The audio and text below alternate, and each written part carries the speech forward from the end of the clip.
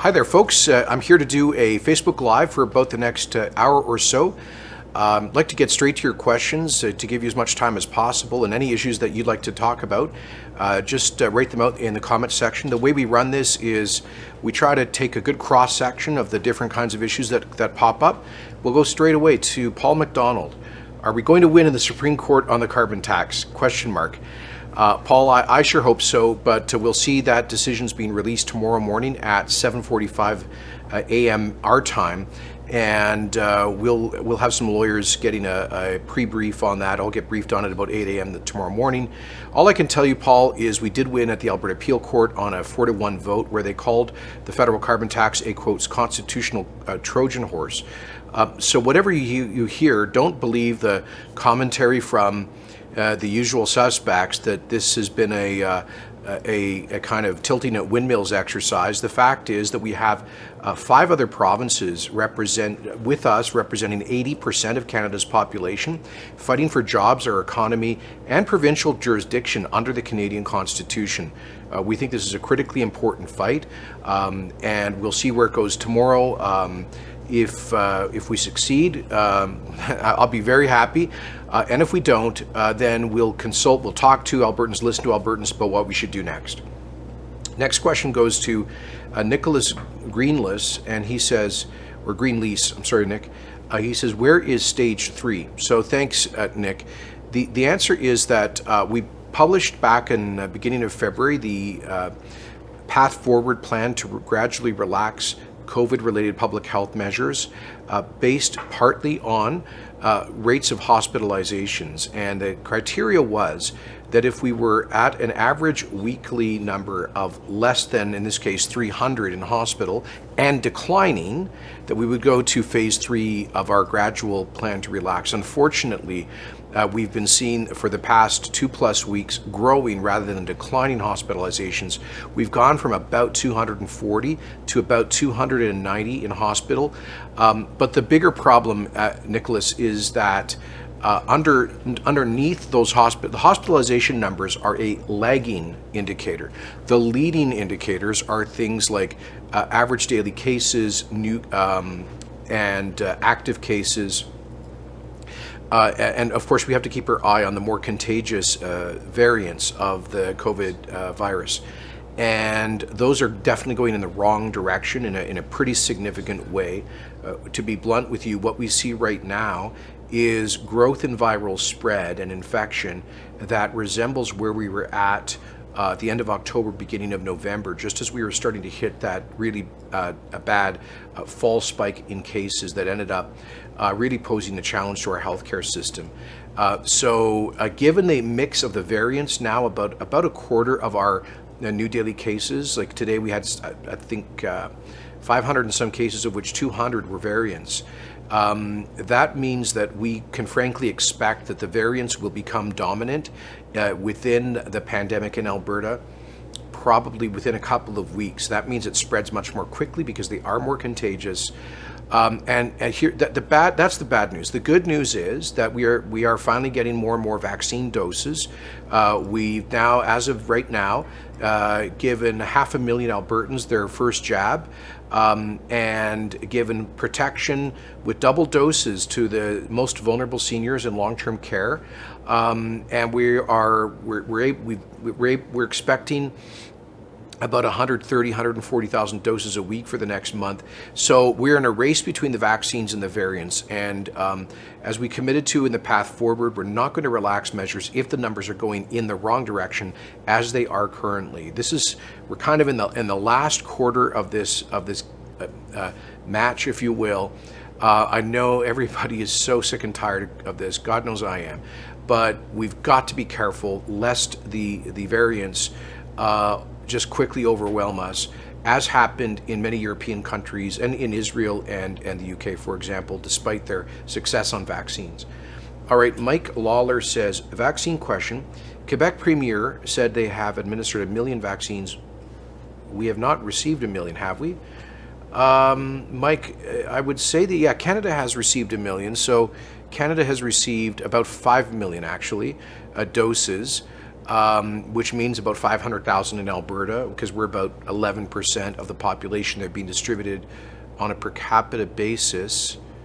So I'm not sure what that million figure is coming from, because if Canada's at about 8 or 9% of the population having received one dose. So I'm not sure that Quebec would be at a million yet. Maybe he's talking about a million expected. I'm not quite sure. All I can tell you is Quebec does not have a different source of vaccines. We cannot procure internationally without the approval of the federal government. I should probably do some finger math just to figure out what that million is, but we'll look into it and get back to you. Dave Tinney says, poor rural internet and cell service. What's happening for improvement? Thank you, Dave. So, as you may know, Rogers has just put out bid to merge with Shaw, which is, of course, an Alberta-based company. Shaw was given set aside for 5G wireless spectrum as a smaller market player to encourage competition and therefore, in principle, lower rates. But unfortunately, Shaw has not really built out on that spectrum that was set aside for them. They've done it in the cities, in the two big cities, and a couple of mid-sized cities, but they really haven't built out the spectrum in rural. Now, TELUS has, I'm told, fully built out all of the spectrum that they've been allotted by the CRTC. This is obviously a highly regulated industry. So what Rogers is saying is that if they get approval in this acquisition of Shaw, they then have the financial depth to step forward and spend an extra, I believe it's $1.5 billion in infrastructure to build out the 5G wireless network in Western Canada. Most of that would be here in Alberta, and they've committed under the terms of that to blanketing all of Alberta, including all of the rural and remote communities and Indigenous communities. I understand that we have about 250,000 homes in Alberta that do not have internet service up to the national standard for speed. And a big part of that is in some remote areas, it's just really hard and expensive to actually run fiber, hard cable, into homes in certain communities. But what 5G allows for, because of the power behind the 5G, wireless technology, is to allow those internet companies and to bridge that, quotes, last mile, which means if you've got a remote rural community, they can get into that much more easily with 5G towers. So let me just say we're following that proposed merger between Rogers and Shaw very closely for that reason. Also, they are proposing an additional net 1,800 jobs in Alberta, which would be a good thing. But also, our government in Alberta is working with the federal government and the telecommunications companies on a proposal significantly to expand broadband wireless 5G access in Alberta. So there'd be a kind of a public-private partnership. We're in advanced discussions on that, so just stay tuned. But Paul, underlying your question, very important point, we to ensure a vibrant economic future for rural Alberta, we have to have much greater high-speed internet connectivity and wireless connectivity, because then the digital economy can go anywhere, including to rural communities where people can work, for example, in digital innovation companies. All right, Kendra Gilbert says, one second, please. What are you doing to diversify Alberta's economy? What current plans are in place, and what are the next steps to help better Alberta's economy now and into the future? Great questions, Kendra. Really important.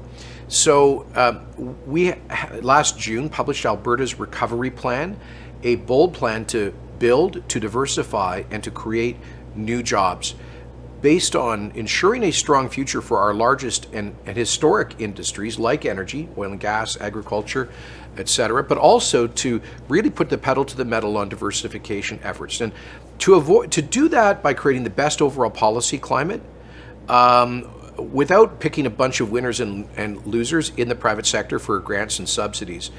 So, by the way, could I just ask our team to please post below a link to the Alberta Recovery Plan, which should be at the website of the Ministry of Jobs and the Economy.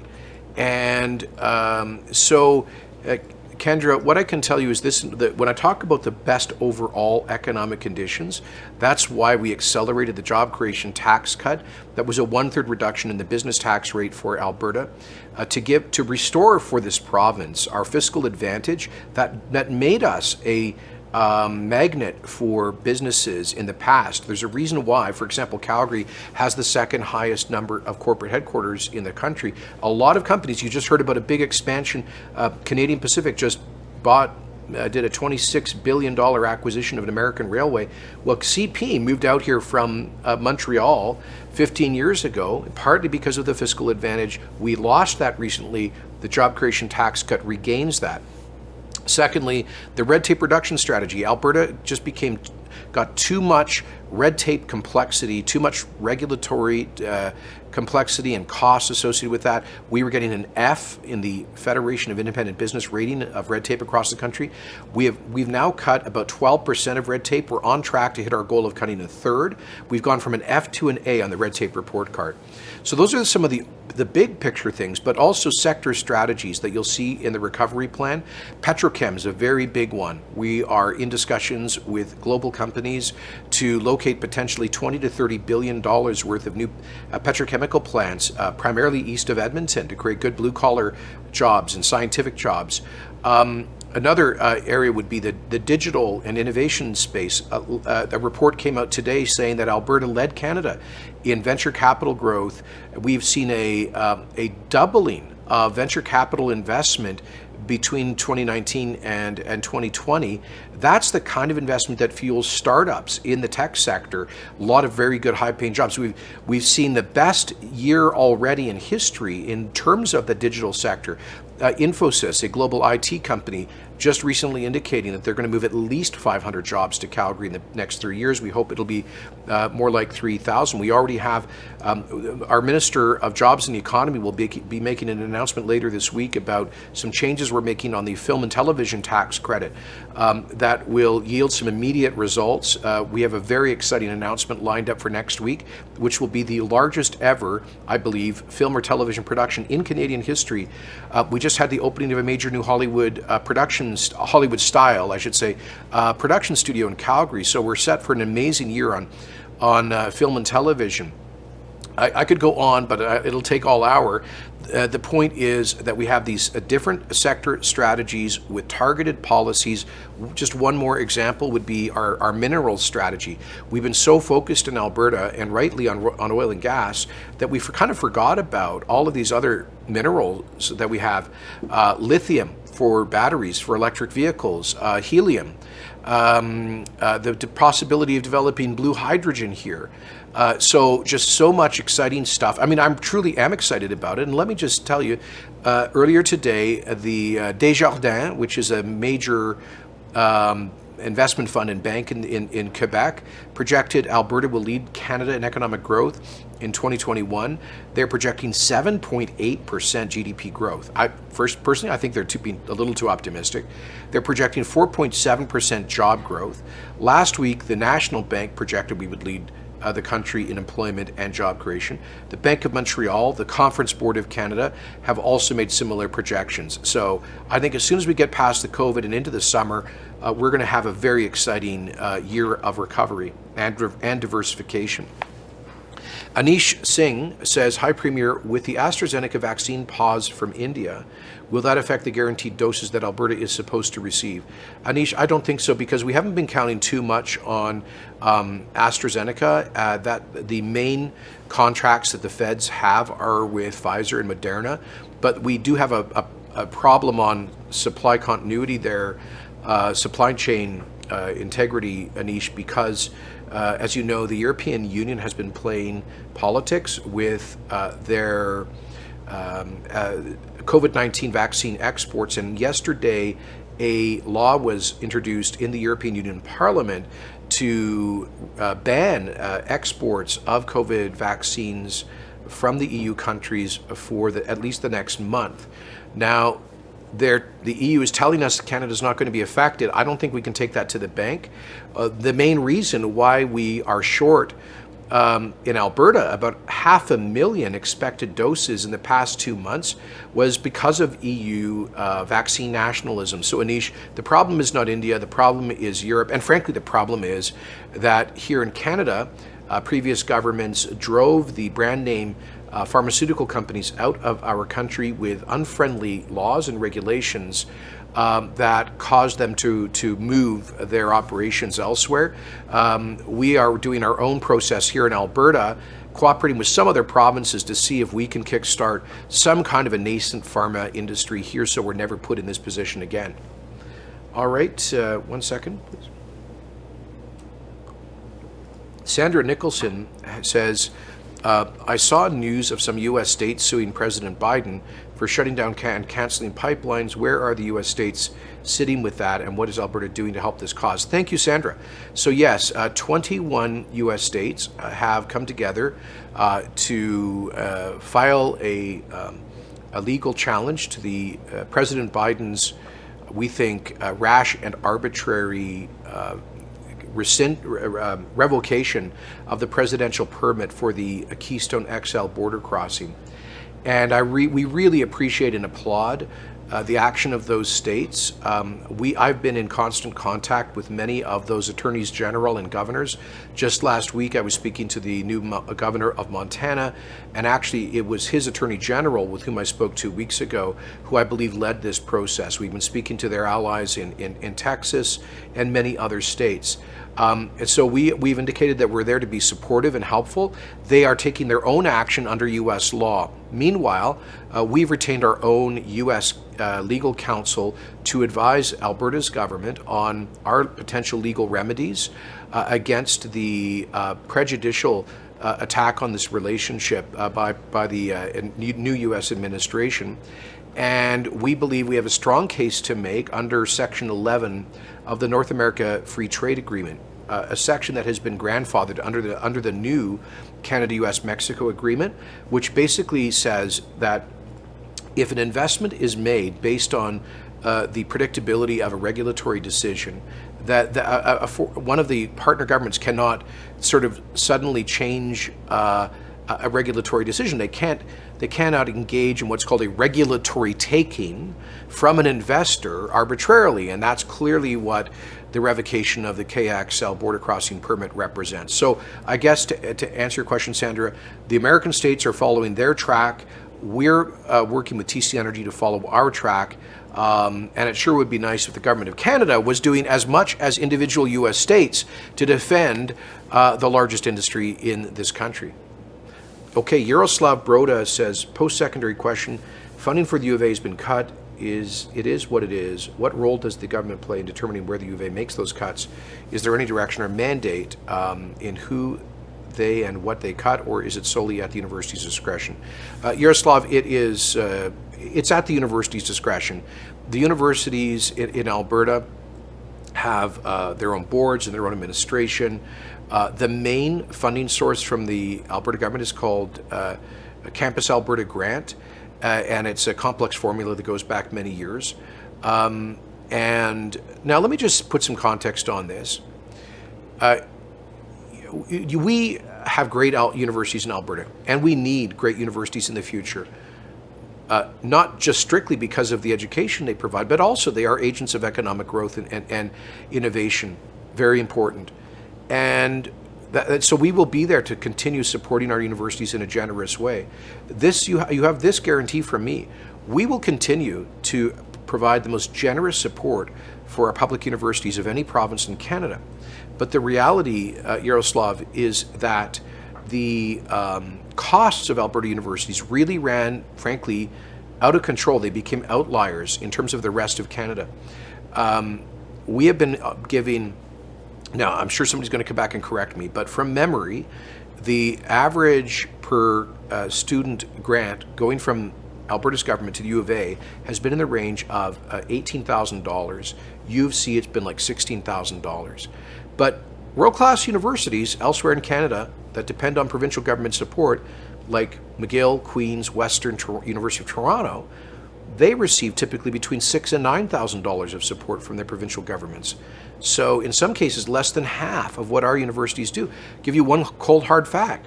U of T, University of Toronto, has twice as many students as U of A. U of T is obviously a very high quality university, and yet they receive about the same amount of money from Ontario's provincial government as U of A does from Alberta's provincial government, but they have half as many students at that university. So I really, frankly, am a bit mystified about how the costs became so uncompetitive and out of such an outlier in this province. This is something that was identified as a real problem by Dr. Janice McKinnon's Blue Ribbon panel on Alberta's finances. Dr. McKinnon is a academic, a historian, and former NDP finance minister in Saskatchewan. And she and her panelists, none of them political people, pointed out this significant cost differential. So our challenge to the Alberta University administrations and their boards is to learn how universities in the rest of Canada operate so much more efficiently, or at least with less provincial government subsidies. And one way they probably do so is through developing other sources of revenues. And so we have engaged a consulting firm. We've consulted with our universities and their boards on how we can modify some of the governance and financial administration rules to liberate them with greater flexibility to develop their own source revenues, to grow their endowments, to have broader partnerships with the private sector, and so forth. So that's the direction in which they, I think, will have to go. Jake Wood says, what's the UCP planning to do in response to the OIC gun ban? We need action and an actual stance. Thanks, Jake. So OIC is Order in Council, for those who don't know. And the answer is that we consulted with Alberta firearms owners through a advisory committee chaired by Brooks Medicine Hat MLA Michaela Glasgow. I would just say to the team that if her advisory committee report is in the public domain on a website, if we could just link to that, I'd appreciate it. And she's given us a number of recommendations that we're following through on. Jake, we do reserve the right to join and support one of the many legal challenges to the Order in Council that are coming from individual firearms owners. But typically that would happen at appeal. That's normally when a provincial government would step in as an intervener with constitutional arguments in support of a legal action. But also, we are now in the process of appointing the Alberta Chief Firearms Officer, something that, frankly, I think we should have done way back in the mid-90s when the federal Liberals brought in the C-68 registry for long guns. And so this will allow us to appoint somebody who is more focused on cracking down on criminals rather than the regulatory harassment of careful law-abiding firearms owners. It won't change the law. That's up to us to change at the next federal election, to change the government, but we can certainly have a more kind of Alberta-based approach to the application of the federal law, and that's what the forthcoming appointment of the Chief Firearms Officer will allow us to do. All right, Carol Shaw says, where did all the rapid test units go? Compromised places like seniors' homes should have one to test everyone wanting admittance. Well, they've gone certainly to the long-term care and the seniors' residences, Carol. We now have millions of those tests that have gone out. One of the things about those tests is that they don't have the same level of accuracy as the standard PCR test, particularly for people who are asymptomatic. But we have put them out there and given instructions to the administration at senior congregate care facilities like long-term care, designated supported living, licensed care. We've given them instructions to use these at least periodically to test visitors and staff and others. But here's the important thing. 100% of residents and staff in long-term care and designated supported living have received a double dose of vaccines. And I understand that all the residents and staff in other senior congregate care settings have received at least a single dose. A growing number are receiving double doses. So there will be there's a huge improvement in protectiveness. That's why we've seen the COVID death rate come down pretty significantly. But those rapid test kits, you're quite right, Carol, need to be there, and they are there as an additional tool of protection. All right, Justin J. Young asks, after all the milestones were met, why do you continue locking down the province and moving the goalpost? We had presented clear indicators and goals for each stage of reopening. This is now twice you've moved the post. Why? So, Justin, all I can say is, and I'll take responsibility for this, if that's your perception, it's because we did not communicate clearly enough. But if you go to the website, and I would ask our folks to please post the link below to the Path Forward website, you will see very clearly it indicates that we can move to the next step in the path forward for relaxing public health measures. If we get below a certain threshold in hospitalizations, for phase 3 it's 300 on an average weekly basis, and if those numbers are declining. Now maybe that sounds like fine print to you, but it's certainly not to me. The numbers have to continue to decline. And Justin, the opposite has been happening in the past 2 weeks or more. The numbers have been going up. We've gone from about 240 to 290 COVID patients in hospitals, and there's basically no doubt in our mind that we will be above 300 within a few days. It could be as early as tomorrow, certainly within a few days. So that's not changing the goalposts. The key goalposts were these: being below the threshold of hospitalizations and declining. Well, we're below the threshold, but we'll be above it soon because of growing case counts, and we are increasing in hospitalizations quite quickly. But, you know, so I know, I mean, to a lot of people, they'll just say, well, so what? These are just numbers and we need to open everything up. Believe me, I am sympathetic, but folks, what you see of the trend lines now, I'm not sure how well you can see this. This is daily cases, and what you see with the trend lines now looks almost exactly like it did at the end of October and into November. This is hospitalizations, and you can see that the number curving up at the same trajectory that it was in November and December. I should say early November. So we are basically facing a situation where we're back to where we were not exactly, but it's looking very similar to where we were as we hit the fall spike. And I can show you this. I mean, province-wide, cases and hospitalizations, you can see those numbers going up like they were at that time in every region of the province. And basically, here are the variants of concern. If you can see that. Variants of concern, just going almost straight up. They are far more virulent, and they are now a quarter of cases. They will probably soon enough be half of cases, and it will become the dominant strain, moving faster. So, look, being responsible for the healthcare system, we cannot take undue risks with that level of rapid growth. And it would be irresponsible to do so. It would also likely result in significant preventable deaths, which I don't think is morally permissible. And then one last point I would just make is, I don't think it's fair to say that we are in lockdown. If you want to know what lockdown looks like, I can point you to a lot of places, to the United Kingdom, where since December, you basically cannot leave your home except once a day for an hour of exercise or for an essential reason, where schools have been closed since last spring, where, Quebec, where they have curfews that come in at 8 p.m. Most Canadian school children have not been able to walk into a classroom since last June. That's not true in Alberta. 720,000 students, teachers, and staff have been doing in-classroom instruction since last August. And 99% of Alberta businesses are able to operate within the current public health measures. I know that is cold comfort if you happen to be the owner of a movie theater or a nightclub or First Nation that owns a casino. So I grieve for those people whose jobs have been affected by this. But this is not lockdown in Alberta. This is, most people are able to go about their normal lives in most respects right now.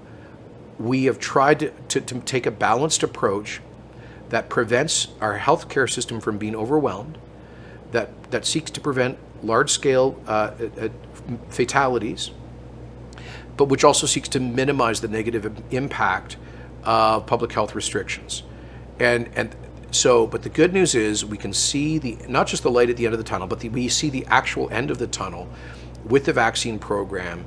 I'll just say, please God, the European Union doesn't shut off our supply again. If we continue to get the vaccines we're promised, which is about 140,000 a week, we'll be in a totally different situation a few weeks from now. All right, Kara Callihu says, there was a mention about potential mining of diamonds in Alberta. Is this a possibility? Are all locations being surveyed? Actually, I don't know, Kara. What I can tell you is, I think I've heard something about that, and I've seen it on maps that it is believed that we do have some diamond. We may have some diamond reserves in the province. But here, as I mentioned in response to an earlier question, Alberta kind of neglected, if you will, our conventional mining industry because we were so focused on oil and gas in the past 5 decades. But that's why our government has published a minerals strategy. I would ask the team if they can please link in the comment section a copy of the minerals strategy. It's supported by new legislation. We're developing new regulations to support the prospecting and exploration of all kinds of minerals which we are rich in. We know we have uranium that we've never developed in this province. We know we have lithium. We may have some of the largest lithium reserves on Earth. We know we have helium. We know we have all sorts of other products, including diamonds, and we want to make the world mining community aware of that and promote those industries. All right, Curtis Bassaraba says, Mr. Premier, is there anything happening with the Alberta to Alaska Railway? Yeah, Curtis, yes. There's 2 proposals for Edmonton to Anchorage rail lines, and one of them did receive a presidential permit for the Canada-U.S. border crossing between Yukon and Alaska last December from then President Trump. And now we are very supportive of both of these proposals. In principle, we've told the proponents that we'll do whatever we can to help them make it a reality, clear regulatory hurdles, and connect them to potential investors. But at the end of the day, these are both very expensive projects. I'm told that they require capital in north of $20 billion. So it's up to the proponents to find enough capital to move forward on those projects, to file regulatory applications, but we'll do everything we can in principle to support those.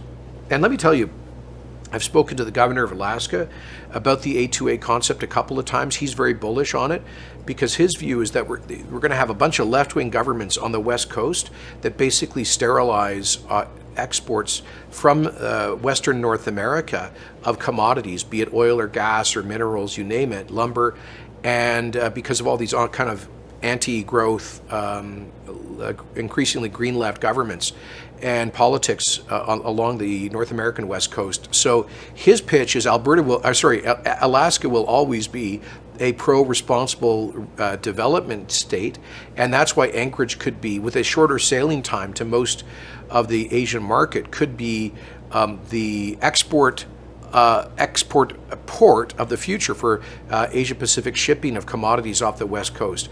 I've also spoken to the 2 U.S. senators from Alaska about this. They share that vision, and we have a MLA, Shane Getson from Lac St. Anne Parkland, who is leading a task force studying energy and resource corridors, including the 2 proposed Alberta to Alaska rail lines.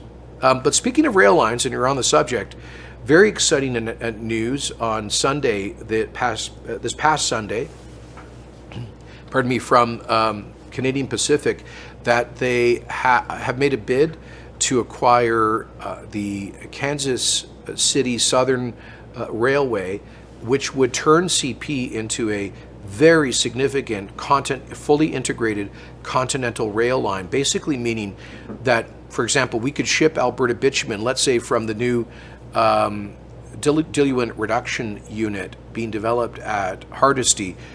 They'll be producing 50,000 barrels a day. Those DRUs take about a third of the volume out of the bitumen, all of the diluent that's added into it to move it through pipes. And that improves the economics of crude by rail. We have very tight differentials now, only about a $10 WTI WCS differential. So the economics are stronger for rail. And so this transaction, if it's completed, means that CP will be able to move crude by rail cars down to Kansas, straight onto the Kansas City line, down to the U.S. Gulf refineries. And it may also be a change maker for the Alberta manufacturing, because we'll have greater access to American consumer markets through that one integrated North American rail network. So that has to be approved by the U.S. Surface Regulation Board, I think it's called. And so we hope that goes through, a big benefit for Alberta's economy. As Malik says, I see small businesses are closing every day. What more is being done to support them? Yes, Az, it is incredibly sad. I always say that small business people are the true heroes of our economy. They put everything on the line, and it's tough, even at the best of times, to run a successful small business. But in the past year, it's been, in some cases, literally impossible. So we have put out billions of dollars of support for businesses in Alberta through direct grants, $500 million through the small and medium-sized emergency response grant. We have a third round of that's opening up for application shortly. We have covered half the WCB premiums for small businesses. We deferred the other half. We've had deferrals on all kinds of government fees and taxes. We participate with the Government of Canada on the commercial rent assistance program, which I think is a 70% offset on rent costs. They can also access the federal wage subsidy program, which I think covers up to 80% of wages for workers who have had to be furloughed because of COVID restrictions. We've added liquidity to small businesses through Alberta Treasury branches and much more, but it's true that not all of that is enough to help all of them survive. Now, having said that, I just hope that challenged small businesses can hang on just for a few more months, because we are going to see, I believe, remarkable growth here in Alberta. Once again, today, Desjardins, the Quebec bank, projected is 7.8% GDP growth for Alberta this year and 4.7% job growth. So there's a lot of pent-up savings and demand that's going to surge into the service and hospitality sector that had been hit hardest by COVID. And I think we're going to see tremendous growth in other sectors of the economy that should benefit those struggling small businesses. Thank you for your question. All right, Mark Baintma says, how is the government using the Skills for Jobs Task Force report to create legislation encouraging people to fill the skills gap? Thank you, Mark, for knowing about that. One of the things that excites me most about the work we're doing is on this Skills for Jobs agenda. And to put it really simply, we're trying to change the education and training system to focus a lot more on practical skills, on experiential learning like co-op programs and apprenticeship and programs, from high school on up, through the high schools to the polytechnics to the universities themselves, and obviously all the colleges out there. And we're very excited, and to get more private sector money invested into labor market training. So we appointed a Skills for Jobs task force, Mark refers to. They reported back to Minister Nicolaides, and he will be bringing forward legislation to support that strategy in the next couple of weeks. It'll be in the spring session of the legislature. All right, boy, there's suddenly became very quiet in here. I don't know, some HVAC shut down in here. Christina Boehm says, thank you for privatizing keeping the kid. Oh, excuse me. Thank you for prioritizing keeping the kids in schools. This is critical for their mental well-being and allows the parents to also be able to work more easily. I appreciate how you prioritize this. Thank you, Christina. It's nice to hear that because it was not an easy decision to make. I don't know if you'll recall, but back in August when we decided to reopen the schools for in-classroom instruction, there was a fair bit of hysteria from certain corners, certain special interest groups, and I'll just say it, the NDP as well, that tried to frighten parents, saying that this was going to, schools were going to be big cause of transmission, and it was dangerous for the teachers, the staff, the students. In point of fact, we've had the schools open since August, and fewer than 700 cases of in-school transmission. Fewer than 700. Out of 720,000 teachers, staff, and students. So fewer than 1% have been affected by the in-school transmission. And that's very encouraging, and just credit goes to teachers, parents, staff, and everyone else for taking such great care. For us, opening the schools was critically important for the mental health of children and their life chances, especially for kids who might come from disadvantaged backgrounds where parents can't afford tutors, or they may not have laptops at home. And those kids really get set back through the distance learning. So this was so important for the life chances of kids growing up in those situations. All right, Douglas Owens says, one second. With infection rates and hospitalization trending primarily towards working age people, will we continue to vaccinate based on age, or will the GOA, that's the Government of Alberta, consider other factors? Yeah, Douglas, we will continue to focus the vaccination program with age as the dominant criteria. I mean, there are some exceptions, obviously, to certain kinds of frontline workers, like those in healthcare and long-term care who have already received their vaccinations. But it's absolutely clear that age is the overwhelming factor that drives COVID risk for severe symptoms and fatalities. If I remember this correctly, an 80-year-old is 1,000 times more likely to die of COVID-19 than a 20-year-old, and obviously that moves up the spectrum, and so. Insofar as our effort, now our main focus, of course, is protecting the hospital system. And you're right, Douglas. It's a younger population, a middle-aged population that ends up being hospitalized. Right now, 88% of ICU patients with COVID-19 in Alberta are under the age of 65. The average age of ICU admission is 58. The average age for hospitalization is 61. So we need to really keep pushing the vaccination program down. Right now, we're getting a lot of people in their 60s, and hopefully we'll soon start on people in their 50s. But I guess I would just add to this that we have within phase 2 of the vaccine program, or I guess we're at phase 1B, we've included people with comorbidities that are highly correlated with bad health outcomes. And finally, we have a faster vaccine program for our Indigenous First Nations people, because sadly they've had much worse health outcomes at younger ages. In fact, the average, this is quite shocking, but the average age of hospitalization for a First Nations person in Alberta is 40 versus 61 for the overall population. So that's why we are vaccinating Indigenous people at younger ages. Clint DeLue says, can we expect travel restrictions to lighten in the near future? If not, what's the timeline or criteria to allow travel? Thanks, Clint. That is mainly a question for the federal government because they control the borders. I will say that Alberta, back in October, lifted our advisory against non-essential provincial travel.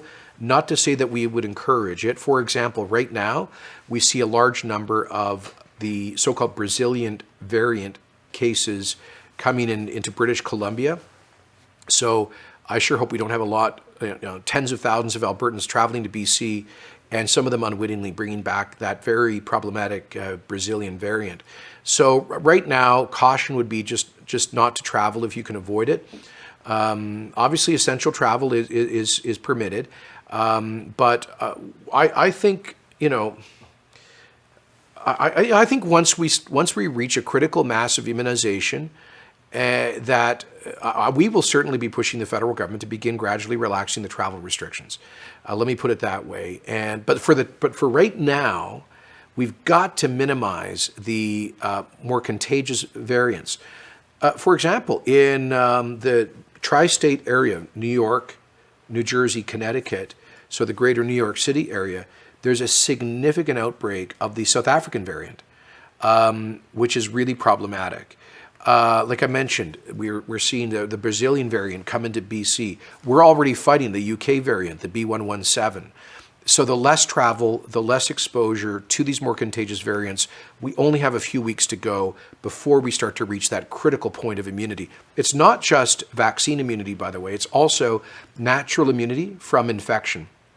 So if we've delivered first doses to about 400,000 Albertans so far, 500,000 jabs altogether, 100,000 of those being second doses. So we've got 400,000 people with some level of vaccine generated protection.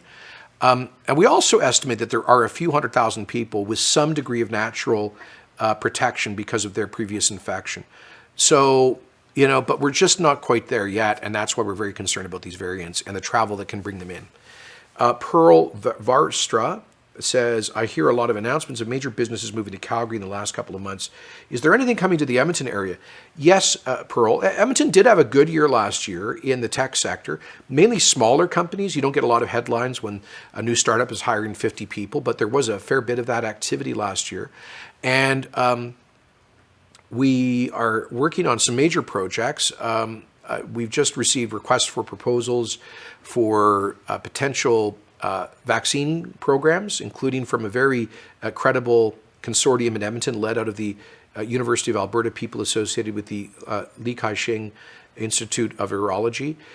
We're working very hard on potentially 3 major petrochemical projects that in the industrial heartland just east of Edmonton that would create thousands of very good paying jobs. Unfortunately, we're running into a problem with proposed federal plastics ban that would list all plastics products as, quotes, toxins, as having the same toxic status as lead or mercury or arsenic, which is, of course, ridiculous.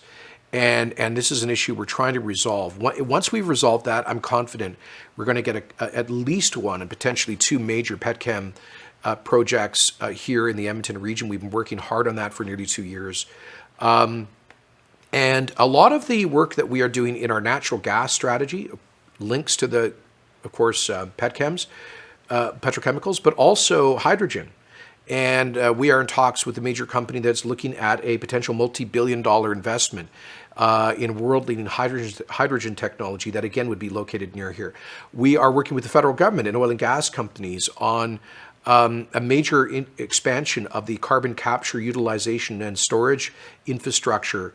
Again, most of that would be heavy industrial investments here in the Edmonton region. And there's a whole lot more. We have this new Investment Alberta agency, and they're constantly working with Global Edmonton, the Regional Economic Development Authority, pursuing a number of other leads. So I'm optimistic that those strong growth projections for Alberta will include Edmonton. Glenn Kirst says, are you going to do something about distribution and delivery charges on gas for heating your home since the carbon tax will go up more? It's getting out of hand. Yeah, Glenn, that's something I've got to talk to our natural gas minister, Dale Nally, about. I totally agree with you. Those costs are just becoming too high. And secondly, look, we're going to see what happens tomorrow at the Supreme Court on the carbon tax decision. But if we're not successful, we're going to have to consult with Albertans on what we do on the carbon tax and on the question you've just asked. All right. We've taken 19 questions. Sorry, my guys here are just trying to get up a new one, but there we go. By the way, let me just pause to say sometimes we get comments from cynical people here saying that all of this is set up and fake or something. This is live. This is my phone, 6:51 p.m. on Wednesday, March the 24th. And you can see that every single question we answer are questions that have been posed by real people below, at least their accounts. And we try to pick a cross section, including questions that are critical of me or the government. And we do our best to offer people a cross section of questions. Samantha Stanky says, do we still have the 2,000 ICU beds available for COVID patients? The answer, Samantha, is it's a complicated answer. No, well, no, we don't. No, we never did. Let me go back to your question. You've asked about 2,000 ICU beds. No. At the maximum, we could set aside about 600, a little over 600 ICU beds for COVID patients. The 2,000 figure that you're using is about overall beds in the healthcare system that we think we could make available for COVID patients. So we have 100 hospitals, and we have about 8,300 beds in the system. But a whole lot of those beds obviously have to be like in maternity wards, cancer care, urgent surgeries, rehabilitation, and so much more, so many more dedicated purposes. You can't stop bringing moms into maternity wards for childbirth because there's a pandemic going on. So most of those 8,300 beds have dedicated purposes, and that's just how it is. But if we were to do like mass cancellations of non-urgent surgeries, we figure we could max out at about 2,200 available beds, both acute care, and about 600 of those would be ICU. Now, one of the reasons it's complicated is because with COVID, you need isolation, which means you got to take, like in some cases, a 4-bed room and just set it up for one person. And so you take up a lot more space, a lot more beds, capacity, because of the nature of the pandemic. And the main limitation we have is this. It's just people with relevant skills. So on the ICU side, you need ICU nurses.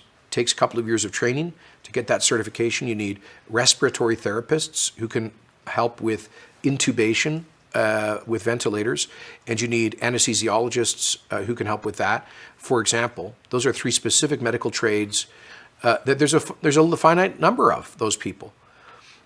So yeah, we can throw up tent hospitals, and we've got a mobile hospital next to the Peter Lougheed we set up. We've set up the Butterdome in Edmonton for overflow. We could go to the Red Cross and get emergency ambulatory tent hospitals and stuff. But there's not an infinite number of anesthesiologists, respiratory therapists, and ICU nurses, for example. So if you start to reach like 2,000 COVID patients in the whole healthcare system and like 600 in ICU, then you're getting to a point where doctors have to decide who does not get care. In addition to the mass cancellations of non-essential surgeries, which of course means a lot of people dying prematurely, etc. So that's basically where we have worked. We've done everything we can to develop emergency plans to expand the system to maximum capacity, but there's still a finite capacity. All right, Debbie Guy Cormos, it might be Debbie and Guy, I'm not sure, says, why is Alberta no longer doing asymptomatic testing? Yeah, Debbie, good question. And it's one that I pose frequently to our health people. We do some asymptomatic testing, but we did scale back significantly the asymptomatic testing for a couple reasons. First of all, we need very fast turnaround. The most effective way of controlling the virus is super fast testing and contact tracing and containment efforts. So if we open up the doors to a floodgate of asymptomatic testing demand, What that inevitably will mean, because I think at one point we were up to doing 16,000 a day on average back in the fall. What that will mean is slower test turnaround times. And generally, we ran months of large-scale asymptomatic testing in the summer and into the fall, and we found tiny number of actual cases. It was not an efficient use of resources, and it created a huge amount of work for the already overstressed labs that slowed down turnaround time for the symptomatic test results, for the test results for symptomatic individuals. So we need to focus our resources and turnaround times on the symptomatic patients. Now more than ever, because we're also asking the labs to do screening for variants of concern, and in many instances, we're also doing full genome sequencing.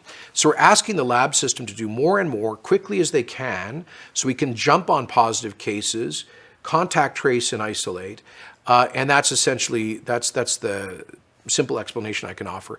But here's the good news. We now have millions of rapid test kits out there. Those are not PCR. They're not quite as accurate, but they can be helpful.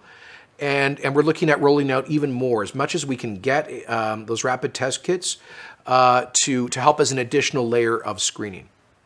All right, Kevin Clifford says, when is Alberta going to getting our own provincial police force and pension referendum? So, Kevin, we're doing deep studies on those two issues right now. The Department of Finance is leading a in-depth study on the costs, benefits, and potential structure of an Alberta provincial pension plan. And the Department of Justice is doing another study on the cost, benefits, and potential structure of an Alberta provincial police force. We're expecting the reports back in a couple of months. Then we will sit down as a government, obviously consult with our caucus, and decide whether we proceed with those, whether this is the right time to consult with Albertans potentially in a referendum. But there will be a referendum this fall. I believe it's October 27th. Concurrent with the municipal election. There will be a referendum on equalization in the Constitution. There may be a referendum on daylight savings time. There will be an election of senators to propose nominees to fill Alberta vacancies in the Senate of Canada. And I believe there will also be some local referendums, for example, Calgary on fluoride. Fluoridation of the water system, I should say. All right, Kayla Rose says, where's the recall legislation? Kayla, it is in the legislature. Could you give me the name of the title of the bill, or the number rather? It was introduced 9 days ago. It's the Recall Act, and it's based on the recommendations of the Special Select Standing Committee of Alberta's legislature on democratic accountability. They held hearings to get input from Albertans on how to structure the recall law. And if I could ask our team, please, to post a link below to the actual recall legislation. And we also, well, I'm waiting for my next question to pop up here. We also brought in a citizens initiative law the very next day, 8 days ago. All right, Joden Lone asks, has there been any discussion on a Canada UBI, that's a universal basic income or a debt relief program? Well, so I would say, Joden, that it's always a subject of debate. I remember this being debated 40 years ago, and maybe we should bring that up in the Alberta legislature, because I do note that apparently there's a big fight within the NDP on this issue, where most of the grassroots New Democrats want a universal basic income. Apparently, Ms. Notley does not. So maybe we should give them an opportunity to discuss that in the legislature. All right, Christine Majovsky says, Premier, thank you for your dedication to keeping us updated each week on Facebook Live. Thanks, Christine, although I don't do it religiously every week, but probably every other week, but it's a good opportunity. Can you explain why some Albertans had their vaccinations postponed this week after they were scheduled? Was this due to the federal government's procurement? Actually, Christine, most of those cancellations were Moderna vaccines that were to be administered largely at community pharmacies. And what happened was that two things. Last week, a cargo airplane kind of had a maintenance problem. They had to land in Winnipeg, and we lost an expected supply for 2 or 3 days due to that logistical problem. And then secondly, Moderna just cut in half the order that we expected to receive this week. So I think we expected to receive 32,000 doses from them. Instead, we received 16,000. And so we just didn't have the doses to administer to people. I regret that. But again, I remind people who are frustrated with all of this that the federal government took over 100% of the vaccine procurement. And we are at their mercy. And in turn, Canada's at the mercy of foreign countries when it comes to accessing the vaccines. All right, we go to Jan Mitchner. Is Alberta still opposed and opposing the carbon tax? Do you believe that a carbon tax is legitimate? Yes, Jan, we are still opposed and still opposing it. In fact, tomorrow morning at 7:45 a.m. our time, the Supreme Court of Canada will render its decision on our constitutional challenge of the carbon tax. I want to remind you, Jan, that in May of 2019, as the first act of this government, we brought in the Carbon Tax Repeal Act. That was the largest tax cut in Alberta history. It repealed the NDP's punitive carbon tax because, in our view, all it did was to punish people for living normal lives, for driving to work, heating their homes, filling up their gas tanks with no measurable environmental benefits. So we killed it. The federal Liberals then imposed their carbon tax on us on January the 1st of 2020. We immediately filed a constitutional challenge called a judicial reference at the Alberta Appeal Court. That court decided in February of last year that Alberta was correct and that the federal carbon tax is a, quotes, constitutional Trojan horse in a very important decision. The feds then appealed that negative decision for them to the Supreme Court of Canada. Oral arguments were heard last September, and the written decision will be released tomorrow morning. I hope we're successful, but if we're not, we will consult with you, with Albertans, and with our allied provinces, Saskatchewan, Manitoba, Ontario, Quebec, and New Brunswick. Together, this coalition represents 80% of the Canadian population. Stacey Sharp says, how long do you think the current health measures are sustainable without impacting mental health and the economy? Stacey, they have impacted mental health and the economy. Of that, there can be no doubt.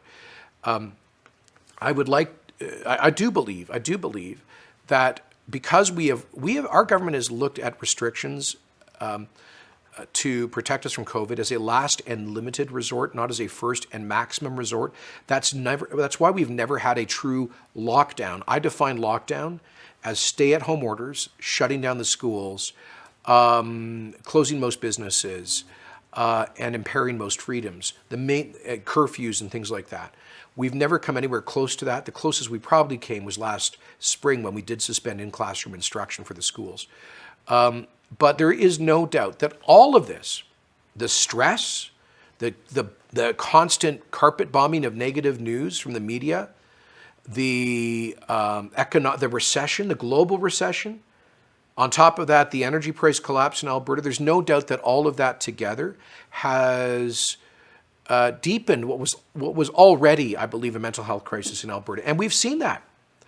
No doubt. We just reported yesterday that in 2020, tragically, we saw over 1,200 Albertans lose their lives to drug overdoses.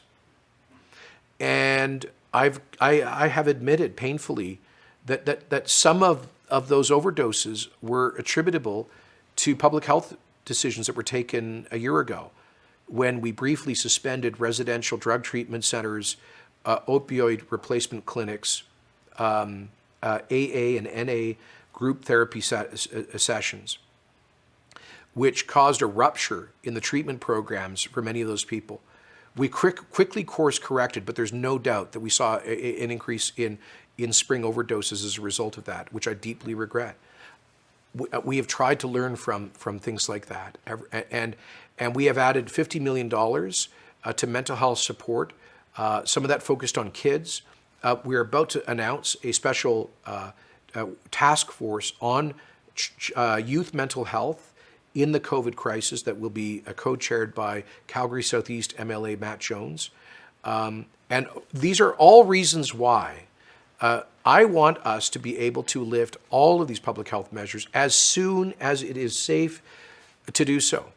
But if we were to do all that right now, just as cases are climbing up with the same trajectory that they did in November, and being driven by more contagious and faster moving variants, just when we have the end of this in sight with vaccines, I think it would be irresponsible. Okay, Ashley Rusnak asks, what will you take out of the mandatory vaccination clause? I'm sorry, folks, these are small fonts here. When will you take out the mandatory vaccination clause in the Health Act? So, Ashley, we'll be introducing that amendment to the Public Health Act to remove the government's power of mandatory inoculation later this month. I think it's scheduled for the third, fourth week. Wait, it could be next week. It could be next week. So within the next couple of weeks, we'll be introducing those amendments to the Public Health Act. All right, Donna Yateman says, how is a tax break going to help displaced oil and gas workers get re-education when most have spent their savings? Thank you, Donna. Well, it won't, and the tax break for businesses is designed to bring new investment back to this province. The biggest reason for the jobs crisis was the flight of investment. We need investment to come back, and we're not going to just bring it back by good intentions. We need a competitive advantage. And in the one of the reasons we had the strongest economy in Canada, the highest incomes, the second largest number of corporate headquarters, the highest labor force participation, highest levels of employment. One of the reasons, the central reason, is we were the place to do business. We were open for business. We had the Alberta advantage.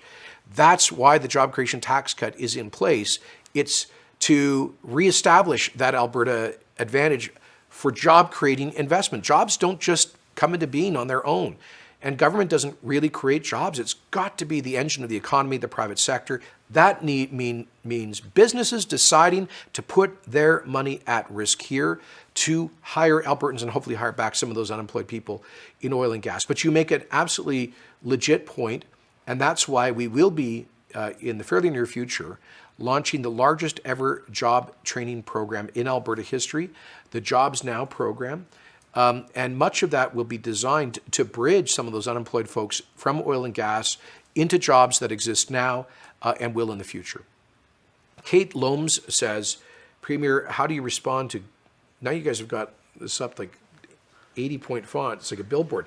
How do you respond to the Go for Zero COVID campaign? Sorry, Kate, for rolling my eyes there. So there is a group of people, and they have every right to make their case, that have been saying since day one that Alberta should be in hard lockdown. Shut down all the businesses. You're not allowed to leave your homes. Curfews. You're arrested if you leave your home. Shut down all the schools. No activities of any kind. That's their position because they want to go to, quotes, COVID zero. And I just, to put it bluntly, I just think that's nuts. The cost of that, they never talk about the cost. They just say, well, the government can write people checks. Well, yeah, okay, up to a point. But what about the deep human costs, the mental health costs, all of those other intangible costs? And we haven't had to do that in Alberta to keep control of this thing. We had a bad spike in the fall, granted, but our per capita COVID-related fatalities were at about 2,000, tragically, but that is about 1/5 of the COVID deaths that we've seen in most U.S. states. It's about 1/4 to 1/5 the per capita deaths in the U.S. It's lower than the national average in Canada, lower than the large provinces, and it's lower than almost all of the 30-some European countries. So I think the Alberta model has not been perfect, but it's been pretty good. Now, listen, I wish we had had a national government that protected us using its powers a year ago, 13, 14 months ago. I wish that we had a federal government that shut our borders from COVID hotspots in February of last year, like Australia did, New Zealand, Japan, South Korea, Taiwan, Singapore, etc. They were not naive. They weren't giving lectures. Do you remember we had federal politicians basically implying that it would be racist and bigoted to shut the borders from COVID hotspots in February of last year? How ridiculous.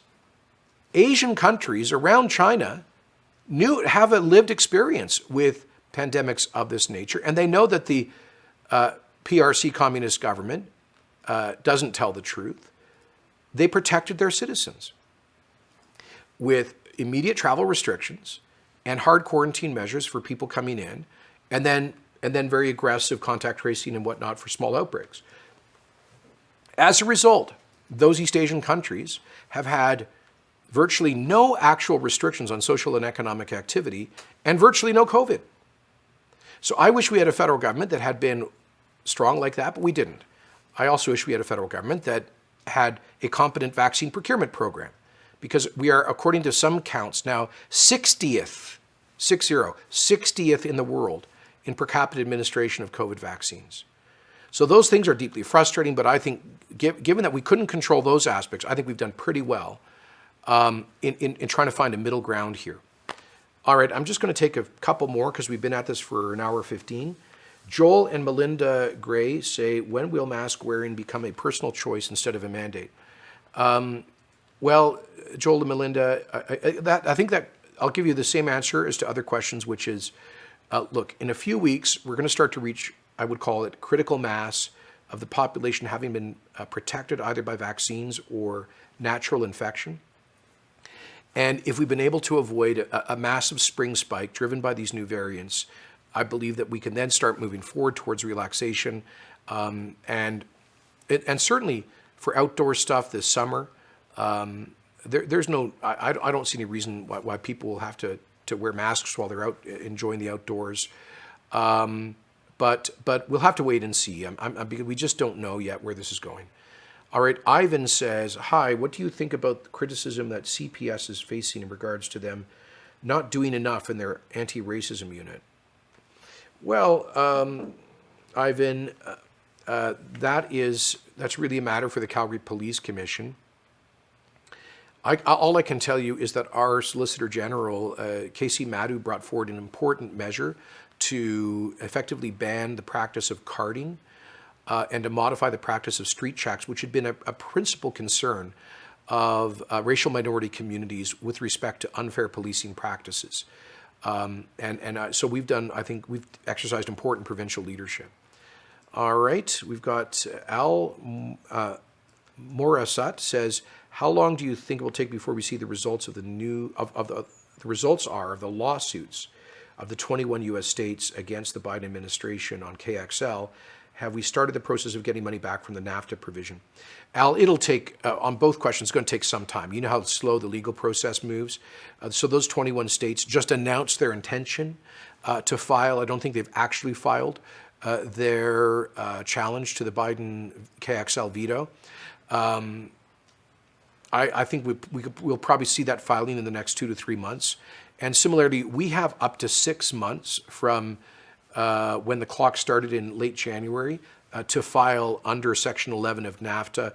We're going to take our time. We want to get our arguments right. So I would anticipate if we decide to proceed with that, and I certainly intend to, that we'll be filing later this spring, early summer. All right, how about 2 more questions? And I don't know, I'm just waiting for one to pop up here. Ed Locke, what are you going to do to prevent Roger from buying out Shaw and moving all those tech jobs from Alberta to Toronto? So Ed, first of all, that's a federal and not a provincial regulatory issue. The CRTC has to approve of any licensing changes for telecommunications providers, and the Federal Competition Bureau has to approve of a transaction of this nature, given its implications for competition.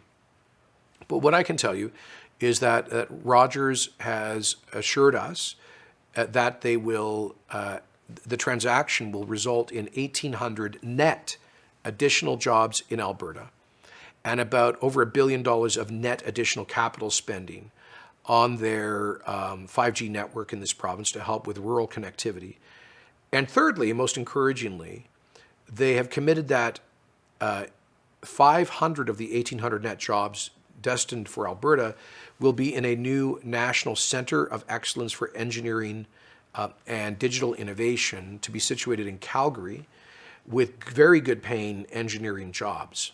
So if they keep that commitment, it will actually be a significant boost to the digital and innovation economy in Alberta. And they've also told us that they may very well look at moving other operations to Alberta in the mid to long term. They're not committing to that now. So, Ed, what we intend to do is to ask that the federal regulators make those commitments a condition of regulatory approval, and so that's where we're going with this. Deneuve, Cloutier, je ne sais pas si vous parlez français, Deneuve, mais vous avez certainement un nom francophone. Are you not allowing us to have cohorts anymore, even when a cohort now would make a world of difference for many people? Yeah, absolutely true. And as individuals, you can have, if you live at home alone, you can have 2 close contacts that you've identified. I'd very, very much hoped that we could move forward with phase 3 of the path forward for reopening this past Monday. That would have involved 1 additional cohort family. But as I say, all the numbers are headed in the wrong direction right now. We'll be clicking past 300 in hospital, and quite certain over the next few days. But the variants are showing signs that they will become dominant. And the math of that exponential growth means a growing pressure on our hospital systems. The single greatest cause of transmission is people socializing, for example, in cohorts. People can, of course, do that outside. And here's the good news. Spring is here. And so groups of up to 10 can gather in backyards, for example. And so hopefully that will be a kind of pressure release valve for folks who do need that social interaction. All right, I'm going to wrap her up there. We've taken 35 questions at, I think, an hour and 20 minutes. So thank you very much. I hope to do one of these soon. Once again, folks, there's a few more tough weeks ahead of us, but things are truly looking up for this province. When we get to the summer, I believe we are going to have one of the most remarkable periods of economic growth in our province's history. We're set for it. So let's keep that Alberta optimism as we move forward through these challenging final weeks of this pandemic. Thank you very much, and God bless you.